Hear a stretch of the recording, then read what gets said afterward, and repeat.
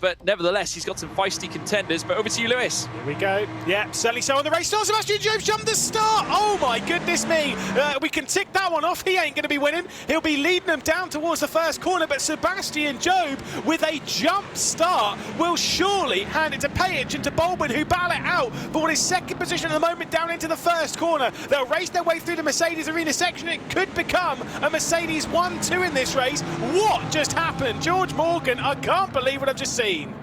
I don't know what I've just seen, Lewis McGlade, but Sebastian Jobe literally jumping the start off the line. I tell you what, alluding back to what we saw from Porsche Coanda earlier on tonight, but nevertheless now, we'll have to wait for the stewards' confirmation as to what they're deciding to do. We got battles further back, Thomas Tatler as well, battling with Kevin Siggy as they now make their way through turn 6 as well. There you see the Williams further back, Jakob Brzezinski fighting it out with Lasse Sorensen as well. They peel off together, the BMW Furia car moves up now into P9. An excellent start, immediately goes defensive. Eamon Murphy ran the outside as well. Into the mouse and Maximilian Benneker now as they whip through turn 7. Side by side gravel trap, certainly for Eamon Murphy, and he has to concede to that P11 place. Yeah, a bit of a hip check for the rear end of that Audi R8 on Eamon Murphy. I don't think the Irishman will be particularly pleased about what he's just seen. Jakob Brzezinski more focused on the defence of Maximilian Benneker. He'll be trying to work his way forward. Mouse, whilst they've looked good today, 8th and 11th, certainly not what they were expecting from this final at the moment, but there is still plenty of time for them to work their way up the order. They potentially will gain one when Sebastian Jobe, if Sebastian Jobe comes in for a drive-through, but I'm sure that's a slam dunk. Let's see if Benneker can make a move. He gets to the outside. There is the confirmation of that. The 22 Sebastian Jobe gets a drive to penalty. No one is shocked by it. Meanwhile, Max Benneker is going to lose a position here because Eamon Murphy's got the up and under coming into the final corner. We just saw Sebastian Jobe into the pit lane.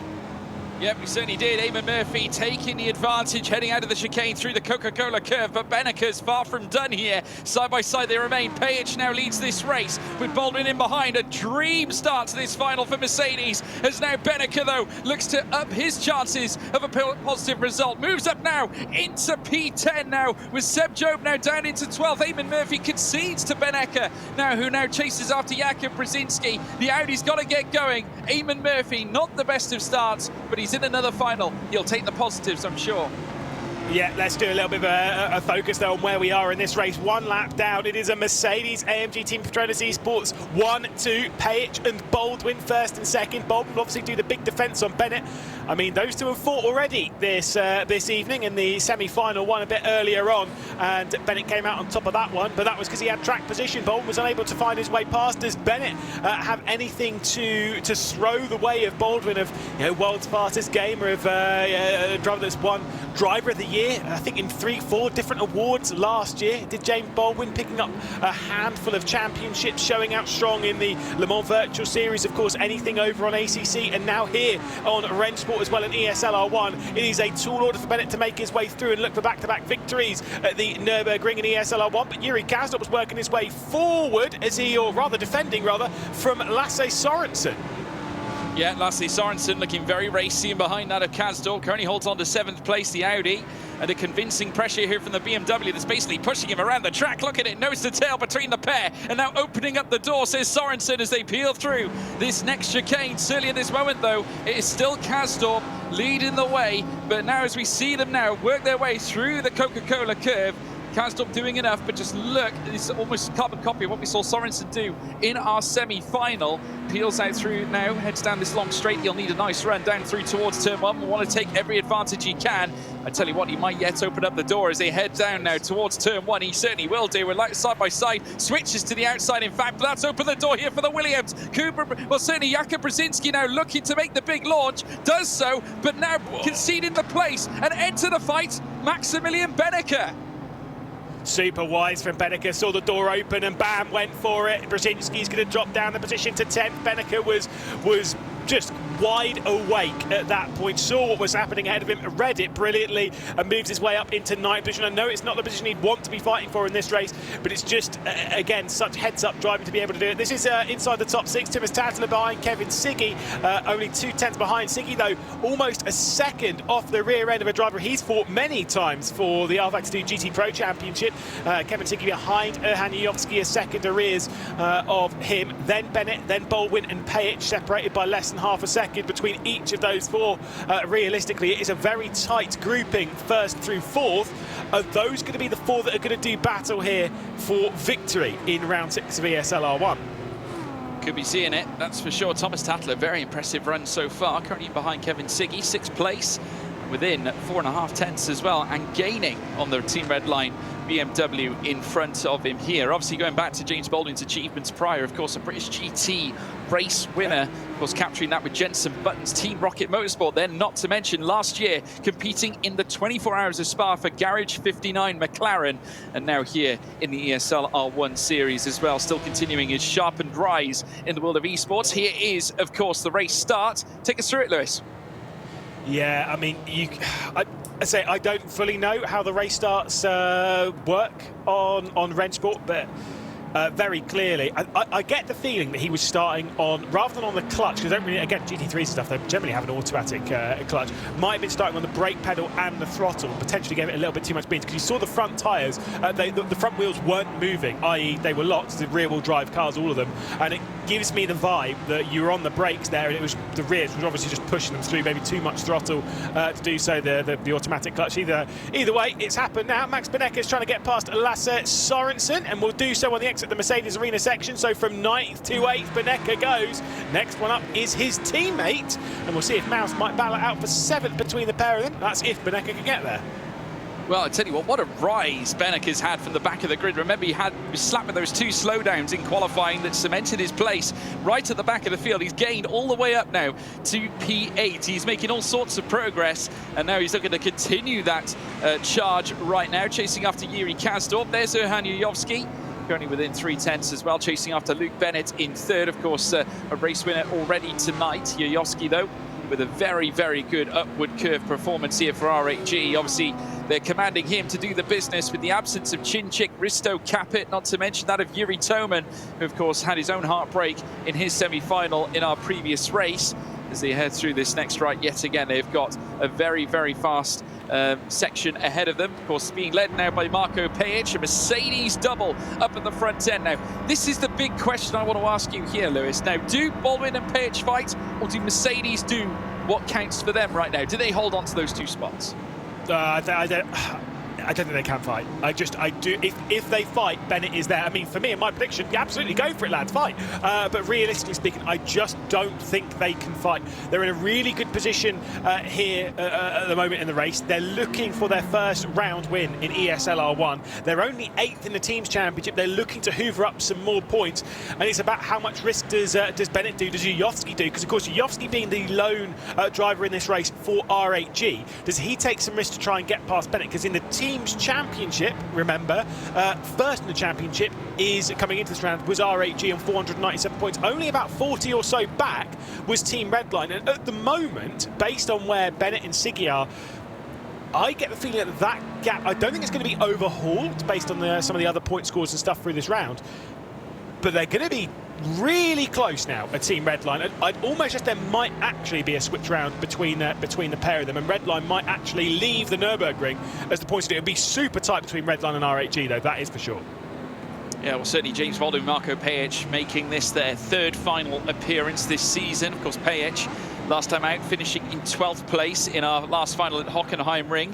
For James Baldwin, he finished 3rd in that classification, and now he's going to promote himself up to 2nd on this occasion here at the Nürburgring as well. But nevertheless, they'll be pleased with certainly the way things are being carried out right now. Obviously, this will throw them higher up in terms of the Teams Championship. Obviously, R8G currently steamrolling that affair with Team Redline as well. Both of those teams have certainly been spearheading this competition, but Mercedes with the, should we say, the turn of foot that they no doubt needed after a very difficult start to this championship. They've got 2 other drivers, capable drivers as well, in Graham Carroll and Bono House, that we're yet to see, of course, as part of this final fray, but still nonetheless to have Pejic and Baldwin up there fighting for the big points, it certainly will help them a lot. Luke Bennett as well in behind them, obviously looking to chase his 2nd win here at the Nürburgring in a final contest. Obviously further back than Erhan Yuyovski, who's got Kevin Siggy, but dropping back to a 2nd now as they peel through across the line to commence lap 6 of 8. Thomas Tattler as well, an impressive performance for him, despite the absence of his fellow drivers as well, like Tommy Usgaard, for example, who you would have expected to be at the top end, not to mention Mikel Gala as well. This is still a brilliant display from Heroic, despite losing two very key drivers here, Lewis. Yeah, I mean, I'm still just at a loss for words for what happened to Sebastian Jobe earlier on. I'm kind of like trying to work out what was going on. Obviously, so most drivers do start this on the clutch, so not 100% sure as to whether it was, again, whether he had the lock fronts. Either way, it's completely irrelevant. He did jump the start, which is a big shame. But it's a big learning curve for Sebastian Jobe. And if he does come back for rounds in future, I suspect he will actually be challenging for even more in the future. G2 Esports moving from strength to strength. On board with Thomas Tattler, who you were saying absolutely is having a fantastic race at the moment. Heroic have been moving from strength to strength. I mean, a lot of teams do. This is the ebb and flow of ESL R1, is that you are just going to have rounds where you're going to be hot, and you're going to have rounds where you're going to not. You know, that is how this competition is. It is so immensely strong. You've seen the qualifying, and hearing from Yuri Kasdorp how important qualifying is in this. If you miss your personal best lap by a tenth of a second, you're not dropped down 1 or 2 positions. You're dropped down generally like 5 or 6. You're starting in that danger zone. You're starting in that mid pack, and it is really hard to pass at the moment in this championship, especially when you're in the train. The slipstream, obviously, the slipstream, you're getting of the car ahead. They're getting from the car ahead. They're getting from the car ahead, and especially when it's in a train like this, Baldwin's not going to fight Pejich, which means Bennett can't actually do anything with his slipstream because he's not seeing an opportunity ahead of him. You get what I mean? So it's a very frustrating scenario to be in for quite a few of these drivers in these trains. Yeah, well, Yovsky seems to be getting closer as well in behind Luke Bennett. Of course, we're just watching him now in our screens as well. You can see him in the bottom left-hand corner in his driver camera on lap 7 of 8, folks. Penultimate lap now here at the Nürburgring. Pejich still with the advantage, now stretching out to over 0.8 of a second with Luke Bennett in behind him as well. A little wide there from Bennett.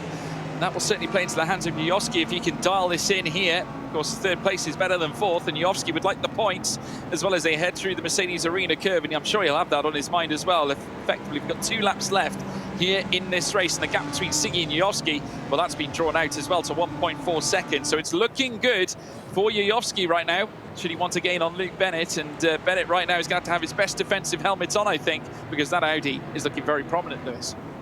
Yeah, Yovsky desperately wants a podium here. He's been pretty hungry for it. Of course, it's been a very up and down season for the Macedonian. Has been into 3 of the finals. This is his 4th appearance in a final. Actually, he's had a pretty good record in ESL R1. Obviously, we know RHE have been really strong. Remember getting involved in that crash, though, in the final back in Spa in that very first round of the championship.